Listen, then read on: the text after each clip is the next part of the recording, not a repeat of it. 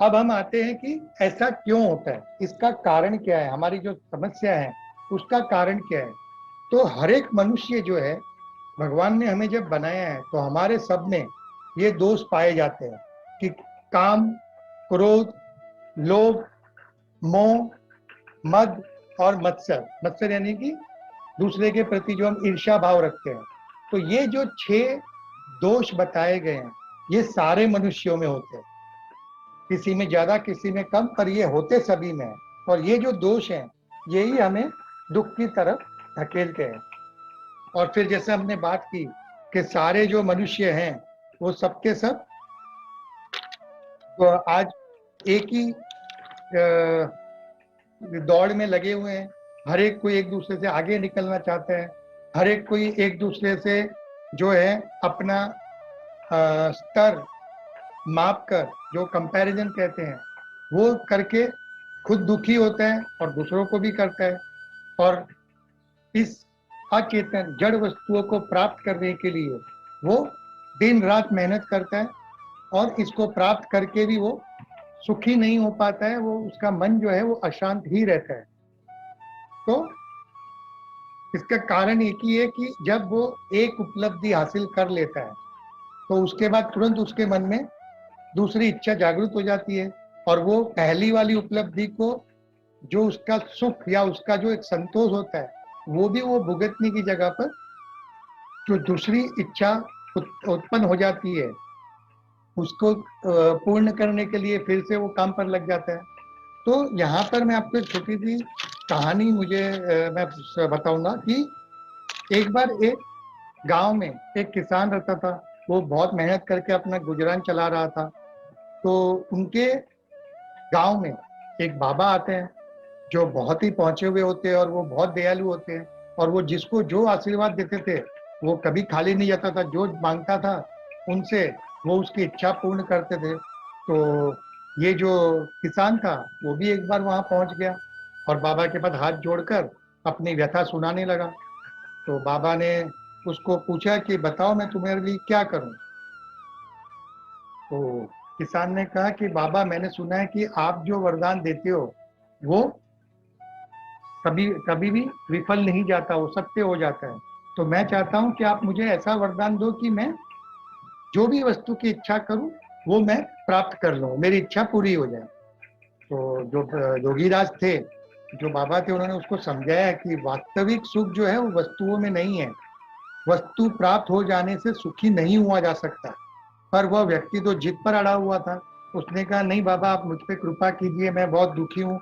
इस तरह से रोने गिड़गिड़ाने पे बाबा बहुत दयालु थे, तो उन्होंने कहा ठीक है मैं तुम्हें वरदान दे देता हूँ। और उस वरदान को पाकर जो वो व्यक्ति था वो खुशी खुशी चला गया, और फिर वो कुछ ही समय में बहुत ही धनवान हो गया, और उसके पास सारे ऐश्वर्य और जो कुछ उसको चाहिए था सब कुछ उसने प्राप्त कर लिया।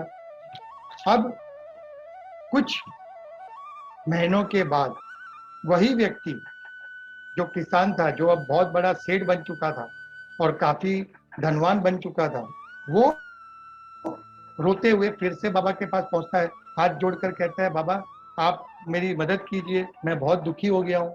तो बाबा पूछते हैं अब क्या हुआ, क्योंकि मैंने तो तुम्हें जो चाहिए था मैंने इच्छा वरदान दे दिया है। तो वो कहता है नहीं बाबा, अब मैं इसे नहीं चाहता हूँ, और आप मुझे मेहरबानी करके आप वरदान वापस ले लीजिए और मुझे शांति हो ऐसा वरदान मुझे दीजिए। तो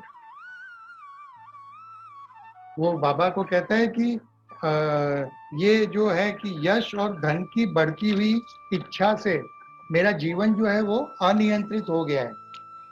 तो बाबा कहते हैं कि क्या हुआ, मुझे खुलकर तो बताओ।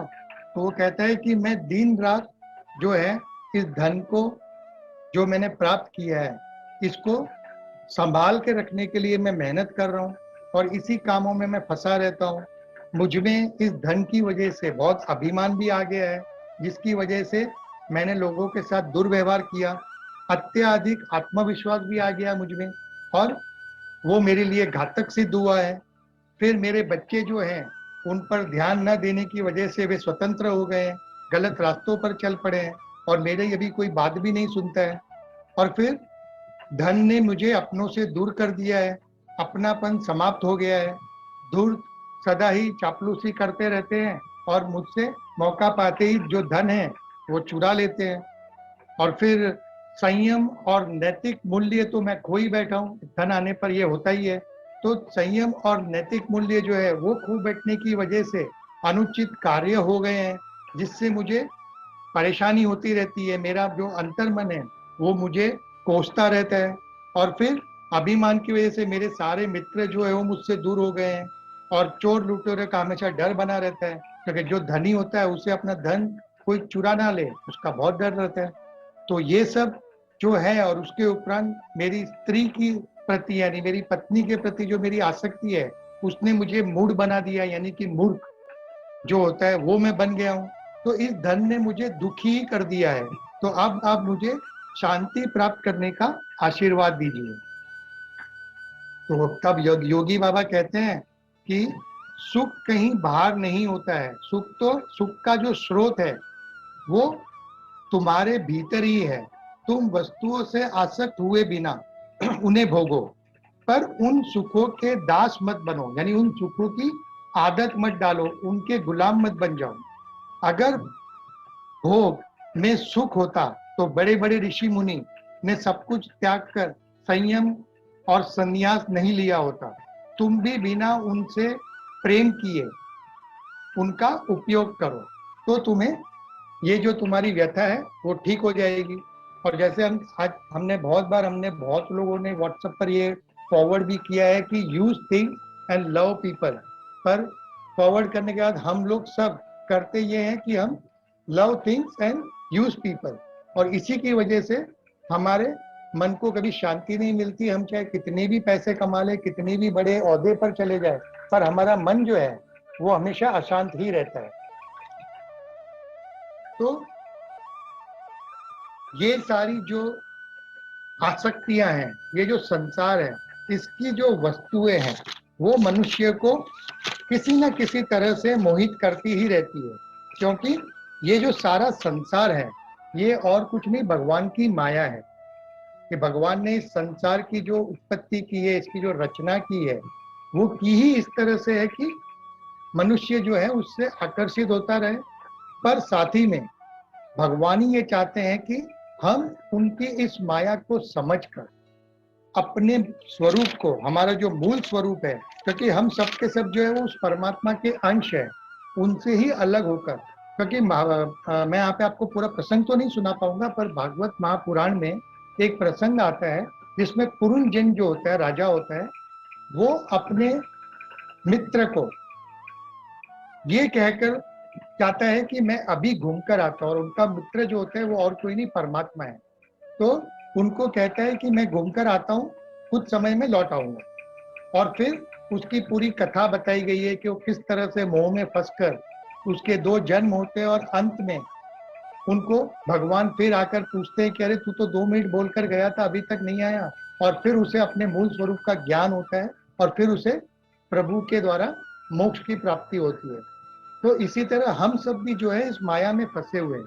और एक बार नारद जी जो है वो कृष्ण जी से पूछते हैं कि प्रभु, ये आपकी माया जो है मैं उसे देखना चाहता हूँ, और मुझे आप माया कैसी होती है ये बताइए। तो जो कृष्ण जी हैं वो मुस्कुराते और कहते हैं ठीक है, कल सुबह हम साथ में बाहर चलेंगे। और दूसरे दिन सुबह नारद जी को लेकर वो एक रेगिस्तान में चले जाते हैं। कुछ देर टहलने के बाद जो है नारद जी को कहते हैं कि नारद जी मुझे बहुत प्यास लगी, आप कुछ पानी का व्यवस्था करवाइए। तो नारद जी कहते हैं रुकिए प्रभु, मैं कुछ देर में पानी लेकर आता हूँ। और वो वहां से पास ही में एक जो गांव होता है उधर पहुंच जाते हैं। वहां पर एक बंगले के पास जाकर दरवाजे पर दस्तक देते हैं। तो जैसे ही दरवाजा खुलता है तो दरवाजा एक बहुत ही सुंदर कन्या जो होती है वो खोलती है। और उस कन्या को देखते ही नारद जी जो है वो बस मोहित से हो जाते हैं, उसको देखते ही रह जाते हैं। और उसको देखते ही वो सब कुछ भूल जाते हैं कि मैं प्रभु के लिए पानी लेने आया हूँ। और वो बस उसको देखते हुए वहां पर खड़े रहते हैं। फिर कुछ देर बाद उनकी वार्तालाप शुरू होता है, उनकी बातचीत होती है। और पूरा दिन वो उससे बातचीत करके वापस लौट जाते हैं और वो भूल ही जाते हैं कि मैं किस कार्य के लिए आया था। दूसरे दिन फिर सुबह सुबह वहां पहुंच जाते हैं, फिर उनसे बातचीत करते हैं और इस तरह 2-3 दिन बात करने के बाद जो है नारद जी को उससे प्रेम हो जाता है और उसके पिताजी से उस कन्या का हाथ मांग लेते हैं। दोनों का विवाह हो जाता है। विवाह होने के बाद उनके बच्चे वगैरह उनके उत्पन्न होते हैं और उसी दौरान में उनके ससुर जी जो कन्या के पिता थे उनका देहांत होता है और ये जो है उनकी सारी संपत्ति नारद जी को मिल जाती है। अब उनके 2 पुत्र हो जाते हैं, उनका व्यवसाय भी काफी अच्छा होता है, खेत खलियान होते हैं और वो आराम से अपने बच्चे और पत्नी के साथ अपना जीवन निर्वाह कर रहे होते हैं। अब इस तरह से 12 साल बीत जाते हैं। अब एक बार बारिश बहुत जोरों से होती है और नदी में बाढ़ आ जाती है। सारा गांव जो है वो पानी से भर जाता है और उसमें डूब जाता है। नारद जी जो है अपने बच्चों को, एक को अपने कंधे पर बिठाते हैं, एक को अपनी बगल में पकड़ते हैं, दूसरे हाथ से अपनी पत्नी को पकड़ रखा है और किसी तरह उस बाढ़ के पानी से सबको और अपने आप को बचाने की कोशिश कर रहे हैं। पर पानी का बहाव इतना तेज है कि उनका जो पुत्र जो उनके सर पर बैठा है, उनके कंधे पर, उसको पानी बहा ले जाता है और उसको बचाने के चक्कर में जो दूसरा पुत्र था उसका भी हाथ उनके हाथ से छूट जाता है और वो भी डूब जाता है। और अंत में जो है उनकी पत्नी जो है वो भी पानी में डूबकर वो भी उनका भी देहांत हो जाता है और नारद जी जो है वो किसी तरह किनारे पर आकर बेहाल से, थके हुए और बहुत ही दुखी होकर विलाप कर रहे होते हैं और जोर जोर से रो रहे होते हैं। उसी समय उनके कंधे पर कोई हाथ रखता है और उनसे कहता है, अरे नारद जी, आप तो पानी लेने गए थे, मेरा पानी किधर है? मैं आधे घंटे से आपकी राह देख रहा हूँ और मेरा गला जो है सूखा जा रहा है। अब नारद जी का इतना ही सुनना था कि वो तो एकदम चौंक पड़ते हैं। वो कहते हैं, आधा घंटा? मैं यहाँ 12 वर्ष बीत चुके हैं, मेरी पत्नी, मेरे बच्चे जो हैं वो डूब गए हैं, मेरा सब कुछ बर्बाद हो गया, मेरा गांव पूरा डूब गया। फिर उन्हें तुरंत एहसास होता है कि आधे घंटे के अंदर जो है ये जो सारे के सारे दृश्य थे वो उनके मन से गुजर गए और उन्हें उन्होंने अपने इतने आधे घंटे के समय में ये सारा जीवन ही उन्होंने व्यतीत कर दिया और वो सब कुछ नष्ट भी हो गया। तब वो समझ गए और तुरंत भगवान के चरणों में गिर गए और उन्हें तुरंत समझ में आ गया कि भगवान की जो माया है उसको कोई समझ नहीं सकता है और वो जो माया है उसने बड़े बड़े ऋषि मुनियों को, बड़े बड़े राजाओं को भी मोहित कर लिया है। तो हम माया से तभी बच सकते हैं जब हम प्रभु यानी कि जो मायापति है उनकी शरण में जाएं। और फिर हम जो सोचते हैं, हमारी जो धारणाएं हैं, वो धारणा हमारे विचार बनते हैं, हमारे जो विचार हैं वो हमारा कार्य यानी कि हमारे एक्शंस बनते हैं और हमारे जो कार्य है वही हमारी आदत है और आदतें जो रोज की है वही हमारा चरित्र निर्माण करता है और जो हमारा चरित्र निर्माण होता है उसी से हमारा भाग्य बनता है। और इसीलिए स्वामी विवेकानंद जी ने ये कहा था कि हमेशा अपने विचार और अपने मित्र अच्छे रखो, शुद्ध रखो, जिससे कि आपकी उन्नति हो। और अगर आप ये नहीं करते हो तो पतन तो निश्चित है। अब हम जब किसी छोटे से बच्चे को देखते हैं, चाहे वो बच्चा मनुष्य का हो या पक्षी का हो या चाहे किसी जानवर का ही क्यों ना हो, अगर आप उसे देखोगे तो आपको उस पर प्यार उमड़ता है, आपको बहुत प्रिय लगता है। एकदम क्यूट से छोटे बच्चे होते हैं, वो हमें इतने प्यारे क्यों लगते हैं? उसका कारण एक ही है कि बच्चों को हम भगवान का अवतार मानते हैं। क्यों? क्योंकि उनका जो मन होता है, उनकी जो आत्मा होती है वो निर्मल होती है, एकदम शुद्ध होता है। उनके मन में कोई द्वेष या जो हमने जो 6 दोषों की बात की, मोह, कामना, ईर्ष्या, कुछ भी नहीं होता है।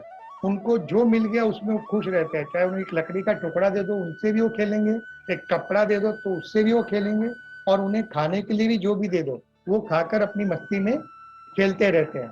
तो वो जो उनकी आत्मा है, जो उसका स्वरूप है, वो एकदम शुद्ध है। और जब हमें भगवान इस धरती पर भेजते हैं तो हम सब भी उतने ही शुद्ध और पवित्र थे।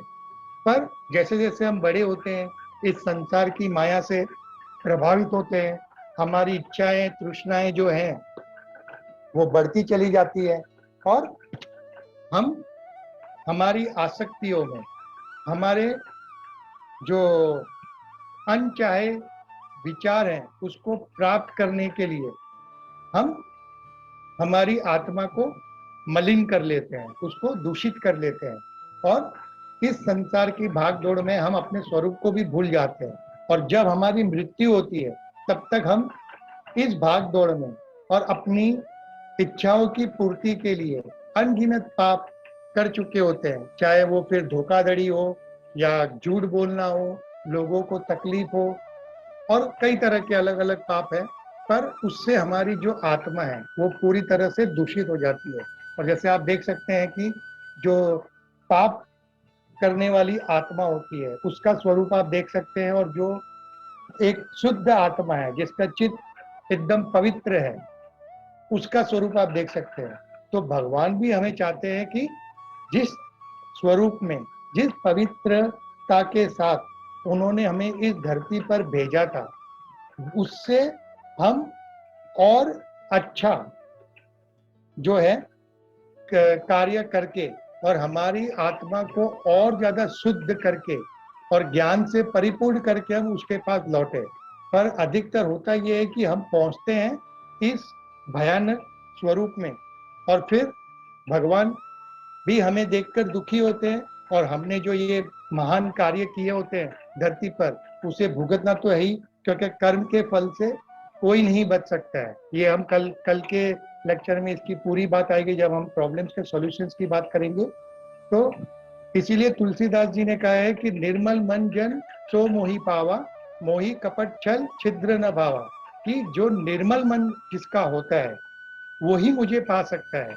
और भगवान को छल कपट और जो दिखावा है ये सब उन्हें कतई पसंद नहीं है, क्योंकि भगवान जो है उन्हें अगर आप सच्चे मन से पुकारते हो तो वो दौड़े चले आते हैं। वो हमेशा ये राह देखकर बैठे होते हैं कि मेरे भक्त कब मुझे पुकारे और मैं कब जाकर अपने भक्तों के दर्शन करूं।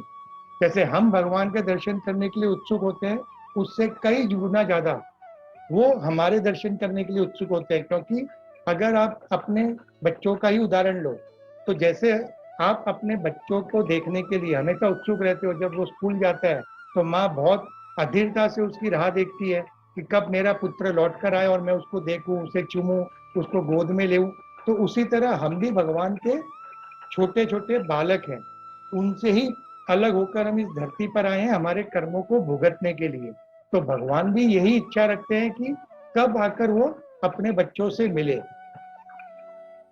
अब बात आती है फिर के मनुष्य जो है वो एक उपलब्धि होने पर तुरंत दूसरी उपलब्धि के लिए उसका मन जो है तुरंत प्लानिंग कर लेता है, उसके पास सारे के सारे प्लान तैयार होते हैं।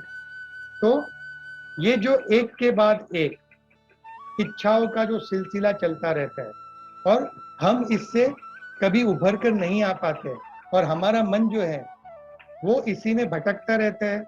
और आजकल का जो दौर चल रहा है, हम अब कलयुग में हैं, हम इसके लिए आगे बात करेंगे कि कलयुग क्या है। तो जो ये कलयुग में है, तो हमारा जो बचपन से जो हम बड़े होते हैं तब से हमें यही सिखाया जाता है कि तुम्हें लड़ना है, तुम्हें आगे बढ़ना है, तुम्हें उत्तीर्ण होना है, तुम्हें पहले सबसे अव्वल नंबर आना है। तो हमारा जो मन है और हमारा जो दिमाग है वो भी उसी तरह से प्रोग्राम हो चुका है कि हम बाकी सब चीजों को नजरअंदाज कर लेते हैं। तो अगर आप यहाँ पर देखोगे कि हमेशा ये जो है तर्क वितर्क चलता आया है कि ये जो ग्लास है ये आधा भरा हुआ है कि आधा खाली है। पर इसका और एक दृष्टिकोण अगर आप देखोगे तो ये ग्लास जो है ये हमेशा ही भरा हुआ था। पहले अगर इसमें कुछ भी नहीं था तब भी इसमें हवा भरी हुई थी, और अभी भी इसमें अगर आप देखोगे तो आधी हवा और आधा पानी है। पर हम जो है जिंदगी भर ये आधा खाली और आधा भरा हुआ, इसी के तर्क वितर्क में हम उलझ कर रह जाते हैं। और जो हमारे जो मनुष्य हैं सबके सब हम, वो सबके सब जो है हमेशा जो एक तरह से तनाव में, भ्रम में और फिर असंतोष और निराशा से घिरे हुए रहते हैं। और अंदर ही अंदर ये चीजें हमें खाई जाती है और हम ये किसी को बताना भी नहीं चाहते क्योंकि हमारा अहंकार बीच में आ जाता है और हम जिंदगी भर जो है इस अंधी दौड़ में दौड़ते रहते हैं। तो नारद जी ने जो है मनुष्य को सुखी होने के लिए 3 रास्ते बताए हैं। भागवत के पुराण के एक प्रसंग में उन्होंने उदाहरण देते हुए 3 बात बताई थी कि पहला कि जीव मात्र पर दया करो। अगर आपका मन किसी के दुख से द्रवित होता है, इसका मतलब कि आपका मन शुद्ध है और दया होने से आप उसको मदद भी करोगे और उससे आपको आनंद प्राप्त होगा। दूसरा, इंद्रियों पे संयम, यानी कि हम जो ये सारी वस्तुओं के पीछे, हमारी इच्छाओं के पीछे, हमारे जो सपने हैं उसको पूरा करने के पीछे जो हम यहाँ वहाँ दौड़ रहे हैं, उस पर संयम। कि हमें जैसे भगवत गीता में भी जो है कृष्ण भगवान ने शुद्ध और एकदम क्लियर इंस्ट्रक्शन देते हुए कहा है कि इंद्रियों पर संयम रखो। और संयम रखने में और उनका गमन करने में बहुत फर्क है। और गमन करना भगवान ने एक तरीके से पाप बताया है, उसे एक तरह से इसको अधर्म बताया है कि अगर आपकी आंखें हैं तो आप देखोगे, पर अब क्या देखना ये आपको निर्णय करना है कि आपको अच्छी चीज देखनी है कि गलत चीज देखनी है। तो अगर आप अपने आंखों को या अपनी इंद्रिय, जो आंख भी एक तरह की इंद्रिय है पंच इंद्रियों में से, तो उस पर संयम रखते हो और उसे अपने विवेक द्वारा ये संयम को स्थापित करते हो, तो आपको खुश रहने से कोई नहीं रोक सकता। पर अगर इसका आप गमन करते हो, उस पर जबरदस्ती कर कर उसको रोकते हो, तो वो कभी ना कभी वो इच्छाएं आपको जो है हरा कर आपको पाप की तरफ जरूर ले जाएगी। और तीसरा है कि जो है उसमें संतुष्टि रखो, क्योंकि संतोष जो है वही सुखी होने का सबसे बड़ा कारण है। अगर आपको संतोष नहीं है तो दुनिया भर की धन दौलत, ऐश्वर्य, आपका सत्ता, अगर आपको दुनिया भर का राज भी दे दिया जाए, पर अगर आपके मन में संतोष नहीं है तो आपको शांति और सुख कभी भी किसी भी जगह पर नहीं मिल सकता है। तो ये 3 चीज बताई है कि जीव मात्र पर दया, इंद्रियों पर संयम और जो है उसमें संतुष्टि। अब अगर आप संतुष्ट हो तो आपको चाहिए कि हमें जो मिला है, क्योंकि हमारे पास 2 विकल्प है। एक कि जैसे मैं जिस स्तर पर आज हूं, मेरे पास जो कुछ भी मुझे भगवान ने दिया है, तो अगर मैं अपने ऊपर की तरफ देखता हूं कि मेरे पास अगर छोटी गाड़ी है, मेरे पास समझो अगर मारुति है, तो किसी ना किसी के पास टोयोटा भी होगी, किसी ना किसी के पास मर्सिडीज भी होगी और किसी ना किसी के पास फरारी भी होगी। तो अगर मैं ऊपर की तरफ देखता हूँ तो मैं हमेशा दुखी ही दुखी रहूंगा और मुझे अपने पास जो वस्तुएं हैं उसका मैं कभी सुख भोग ही नहीं सकता हूँ, क्योंकि मेरी जो नजर है वो हमेशा दूसरों की वस्तुओं पर रहेगी और मैं ये सोचकर दुखी होते रहूंगा कि मेरे पास जो है उससे अधिक दूसरों के पास है। तो हमें चाहिए कि हम अपने से नीचे के स्तर पर देखें कि अगर आज आपके पास घर है, अपना खुद का घर है, अगर आपके पास अच्छी नौकरी या व्यवसाय है, आपके पास पर्याप्त धन है, क्योंकि धन उतना ही होना चाहिए, क्योंकि अगर अधिक धन होता है तो क्या होता है, हम अभी कहानी सुन चुके हैं कि उससे क्या क्या उत्पन्न हो सकता है और हम किस तरह से दुखी होते हैं। तो हमारे पास अगर पर्याप्त धन है, अगर आपके बच्चे और पत्नी आपके साथ है, अगर आपके माँ बाप आपके साथ है, तो आप इस दुनिया के, इस विश्व के सबसे सुखी व्यक्ति हो।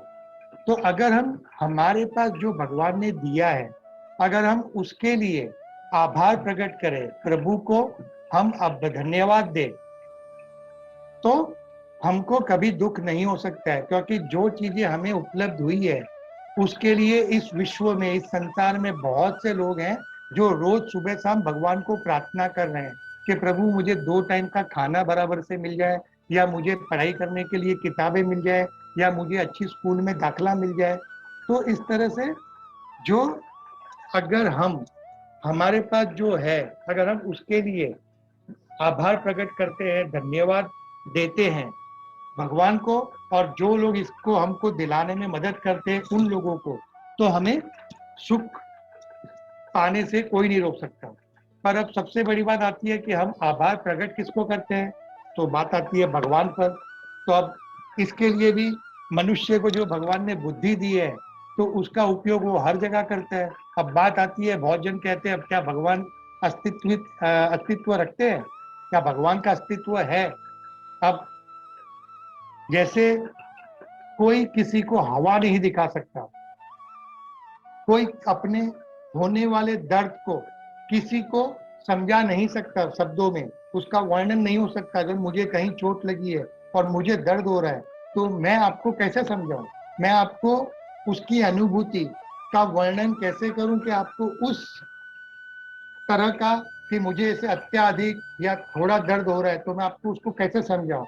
उसी तरह से भगवान को भी जो है किसी को प्रत्यक्ष जो है बताया नहीं जा सकता, उसका वर्णन नहीं किया जा सकता।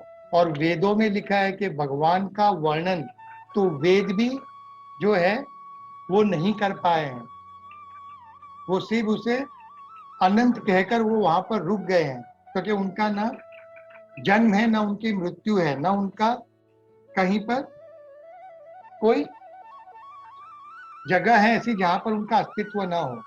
तो मैं आपको सिर्फ इतना ही इस तरह से मैं समझा पाऊंगा कि अगर आप किसी व्यक्ति को देखते हो, तो क्या मुझे आपको ये प्रूफ देने की जरूरत है, मुझे आपको ये विश्वास दिलाने की जरूरत है कि ये जो व्यक्ति यहाँ पर आपके सामने खड़ा है, वो किसी ना किसी माता और पिता द्वारा इसका जन्म हुआ था? क्योंकि जाहिर सी बात है, अगर मुझे वो व्यक्ति दिख रहा है तो कहीं ना कहीं तो किसी ना किसी के द्वारा तो इसका जन्म हुआ होगा, ये आसमान से तो टपक नहीं सकता। उसी तरह हमारा कानून है, तो अगर कानून है तो उसे बनाने वाला भी जरूर कोई होगा। तो जब हम इस बात को मानते हैं, तो आप सोचिए कि ये सारा जो ब्रह्मांड है, ये सारा का सारा ब्रह्मांड अपने एक सिस्टम में, एक कार्यशीलता में अपने हिसाब से चल रहा है। सूरज अपने समय पर उगता है, अपने समय पर उसका अस्त हो जाता है। चंद्र भी अपने हिसाब से एक निश्चित समय पर उसका निकलना होता है और फिर उसका अस्त होता है। ऋतुएं अपने आप बदलती है। पेड़ जो है पतझड़ में अपने पत्ते गिराकर उसके बाद उसके नए पत्ते आ जाते हैं। और उसी तरह सारे प्राणी जो है उनका भी एक कार्यकाल होता है, उसी के हिसाब से उनकी जन्म और मृत्यु होती रहती है। नदियां हैं, वर्षा है, सब जो हो रहा है, तो ये जो अपने सभी कानूनों के साथ जटिल भौतिक प्रकृति जो चल रही है, इसका अर्थ है कि कोई ना कोई इसका नियंत्रण भी कर रहा है। ये जो सारा संसार चक्र चल रहा है, उसको चलाने वाले और कोई नहीं पर स्वयं भगवान है। और एक बार अकबर ने बिरबल को पूछा कि मुझे बताओ कि भगवान कहाँ रहते हैं, वे कैसे मिलते हैं, और वे क्या करते हैं? अब अकबर ने जब अचानक ये सवाल पूछा, तो बिरबल जी जो है वो थोड़े एक बार जो है उनको अचानक जब पूछा गया तो उन्हें भी समझ में नहीं आया मैं क्या जवाब दूं। तो उन्होंने कहा महाराज मैं आपको इसका जवाब कल देता हूँ। और वो घर चले आए। अब सारे रास्ते में वो सोच विचार कर रहे थे कि इसका जवाब क्या होगा। अब भगवान कहाँ रहते हो तो उन्होंने भी नहीं देखा था। तो घर आते हैं और उनका उतरा हुआ मुंह देखकर उनका पुत्र उनसे पूछते हैं कि पिताजी बताइए क्या हुआ, आज आप मायूस क्यों लग रहे हैं? तो बीरबल कहते हैं कि बेटा ऐसी ऐसी बात है, और महाराज ने मुझे ये सब सवाल पूछे हैं, मुझे उनका जवाब देना है। तो उनका पुत्र कहता है अरे पिताजी ये तो बहुत सिंपल है, इसमें कौन सी बड़ी बात है, इसका जवाब मैं दे दूंगा, कल मैं आपके साथ चलूंगा दरबार में और मैं इनका जवाब दूंगा। तो बीरबल कहता है ठीक है। अब अगले दिन सुबह दोनों जन पहुंचते हैं दरबार में, और दरबार लगा हुआ होता है, महाराज बैठे हुए थे। और अकबर पूछते हैं बताओ तुमने क्या जवाब लाए हो? तो बीरबल कहते हैं महाराज आपने इतना सरल सवाल पूछा है कि इसका जवाब तो मेरा पुत्र भी दे देगा। तो अकबर पूछते हैं बताओ मुझे भगवान कहाँ रहते हैं? तो उनका पुत्र कहते हैं कि महाराज आप एक दूध का गिलास मंगवाइए। जब दूध का गिलास आता है तो वो अपने जेब से शक्कर निकालते हैं और उसको दूध में डालकर उसको हिला देते हैं। फिर वो गिलास जो है वो महाराज को देकर कहते हैं कि आप इसको पिए। तो जैसे ही वो पीते हैं तो उनको पूछते हैं कि क्या आपको मिठास लग रही है, तो कहते हैं हाँ ये मीठा है दूध। तो वो पुत्र पूछता है कि आप बताइए मुझे इसमें शक्कर कहाँ है। तो महाराज कहते हैं कि इसमें वो तो घुल चुकी है, वो थोड़ा दिखाई देगी। तो पुत्र जवाब देता है कि महाराज उसी जिस तरह से ये शक्कर दूध में घुल चुकी है, उसी तरह से जो भगवान है वो सारे संसार में कण कण में व्याप्त है। वो इस संसार में घुले हुए हैं, तो वो हमें दिखाई नहीं देते पर वो हर एक कण में व्याप्त है, और उनकी अनुभूति हर जगह की जा सकती है, वो हर एक जीव में बैठे हुए हैं। तो अकबर खुश हो जाते हैं, बोलते हैं बात तो बराबर है। वो कहते हैं ठीक है, मुझे ये बताओ कि ये वेग मिलेंगे कैसे, उन्हें प्राप्त कैसे किया जा सकता है। तो पुत्र कहता है ठीक है महाराज, आप दही मंगवाइए। तो दही मंगाया जाता है। दही आने पर पुत्र महाराज से पूछता है, महाराज मुझे बताइए आपको इसमें मक्खन दिख रहा है। तो महाराज कहते हैं कि अरे इसमें मक्खन कैसे दिखेगा, इसको तो पहले मथना पड़ेगा, तब जाके इसमें मक्खन दिखाई पड़ेगा। तो जो पुत्र होता है वो कहता है बराबर है महाराज, आपने सही बात बताई कि जिस तरह से इसको मथने पर आपको मक्खन प्राप्त होगा, उसी तरह से आपको भगवान को प्राप्त करने के लिए अपने आप को मथना पड़ेगा, आपको मनोमंथन करना पड़ेगा, तब जाकर के आपको भगवान भगवान की प्राप्ति हो सकती है। तो अकबर और खुश हो जाते हैं। वो कहते हैं ठीक है, तो अब मुझे ये बताओ कि वो करते क्या है, भगवान क्या करते हैं। तो वो पुत्र कहते हैं कि महाराज आप जो हैं, आप मुझे अपना गुरु बना लीजिए, क्योंकि मैं आपको ज्ञान दे रहा हूँ। तो अकबर कहता है बराबर है, जो ज्ञान देता है वो गुरु है, तो मैं आपको अपना गुरु मानता हूँ। तो वो कहते हैं कि फिर तो ये नाइंसाफी है कि गुरु नीचे खड़ा है और जो शिष्य है वो राज सिंहासन पर बैठा हुआ है। तो महाराज कहते हैं ठीक है, और वो खुद उतर जाते हैं राज सिंहासन से, और उसके जो बिरबल का पुत्र होता है उसे राज सिंहासन पर बैठा देते हैं, और फिर खुद नीचे खड़े होकर पूछते हैं कि आप मुझे बताओ भगवान क्या करते हैं। तो वो बालक जो है वो हंसकर कहते हैं महाराज भगवान यही करते हैं, वो पल भर में राजा को भिखारी और भिखारी को राजा बना देते हैं, उनके लिए इस संसार में कुछ भी अशक्य नहीं है। तो इस तरह से वो जब तीनों सवाल के जवाब दे देते हैं, तो अकबर जो है वो बहुत खुश हो जाते हैं और उसे अपना गुरु स्वीकार कर लेते हैं। तो इसी तरह से जो है भगवान जो है उनका अस्तित्व सभी जगह पर है, पर हमें उनको देखने के लिए, उनको अनुभूति करने के लिए हमें अपने आप को उस स्तर पर ले जाना पड़ेगा, अपने आप को प्रोग्राम करना पड़ेगा कि जिससे हमें वो दिखाई दे, हमें वो जो है उनका प्रत्यक्ष अनुभव हो।